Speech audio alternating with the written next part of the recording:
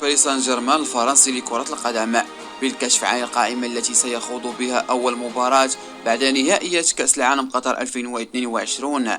واختار المدرب الباريسي 21 لاعبا لمواجهة ستراسبورغ، حيث شهدت القائمة الاستدعاء الثنائي أشرف حكيمي وكيليان مبابي أياما قليلة من انتهاء مشاركتهما من مونديال قطر 2022. وبالرغم من أن اللاعب لا زال يعاني من بعض الآلام، إلا أن المدرب قرر استدعاءه في القائمة الفريق. وتصدر الإشارة إلى أن نادي باريس سان جيرمان سيواجه اليوم الأربعاء ضيفه نادي ستراسبورغ بداية من الساعة 9 ليلا برسم مباريات الجولة السادسة عشر من الدوري الفرنسي الدرجة الأولى.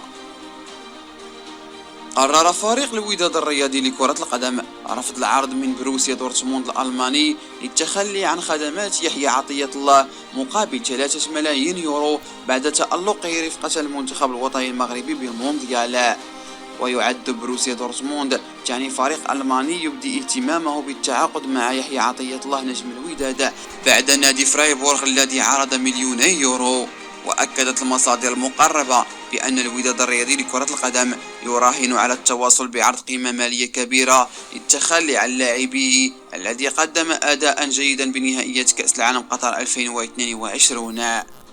ولعب يحيى عطية الله في جميع مباريات المنتخب المغربي في نهائيات كأس العالم، إذ أن المدرب وليد الركراكي اعتمد عليه في التشكيلة الرسمية أمام كل من منتخب كندا في دور المجموعات، البرتغال في دور الربع النهائي، وكرواتيا في المباريات الترتيب.